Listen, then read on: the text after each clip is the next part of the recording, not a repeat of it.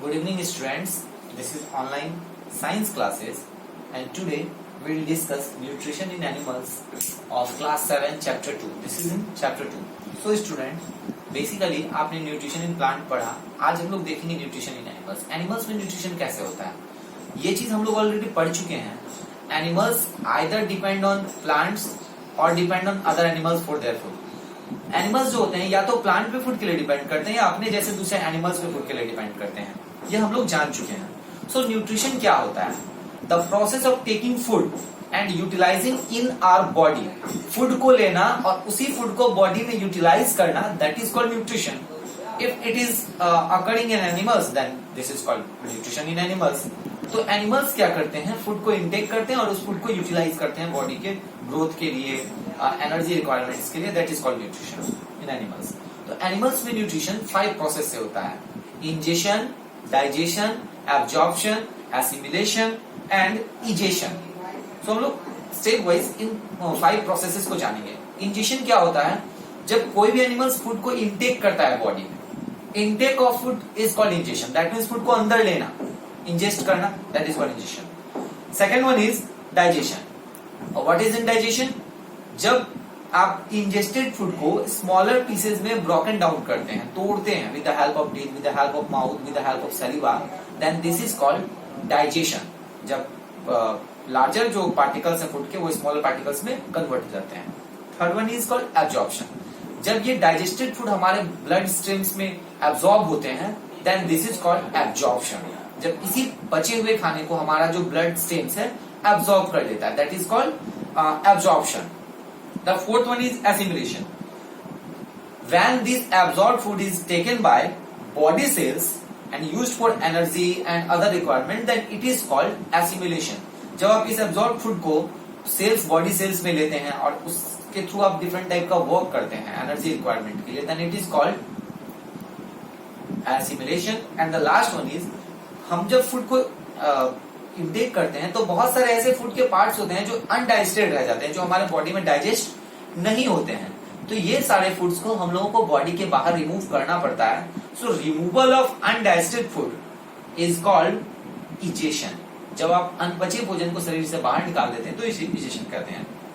Different animals take food differently. अलग अलग जानवरों में फूड को लेने का तरीका भी अलग अलग होता है.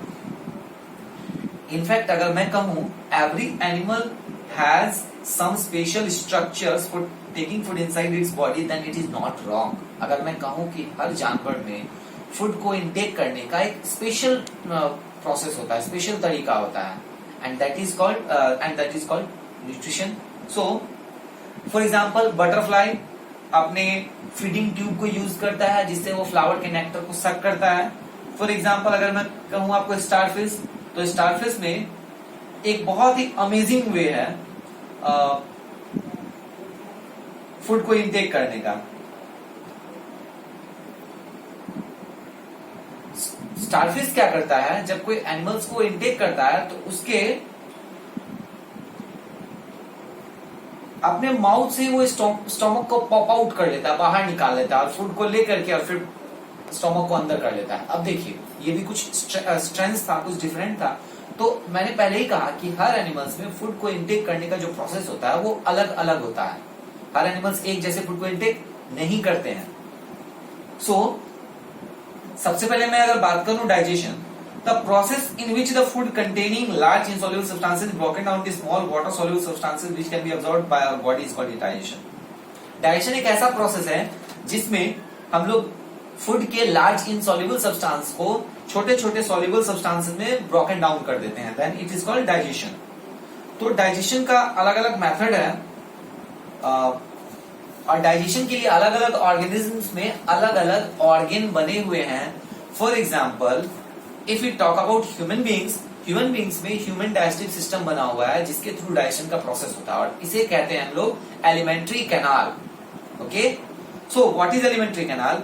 बेसिकली ह्यूमन बींग्स का जो एलिमेंट्री कैनाल होता है वो 8 to 9 मीटर लॉन्ग होता है, जिसमें सारे पार्ट्स आ जाते हैं: mouth, oesophagus, stomach, small intestine, large intestine, anus. So the actual में क्या होता है हमारे स्टोमक में एक मूवमेंट होता है जो बेसिकली हमारे ऑइसोफेगस से शुरू होता है। ऑइसोफेगस में जब फूड ऊपर नीचे मतलब ऊपर से नीचे जाता है तो एक मूवमेंट होता है, जिस मूवमेंट को हम लोग कहते हैं पेरिस्टेल्टिक मूवमेंट।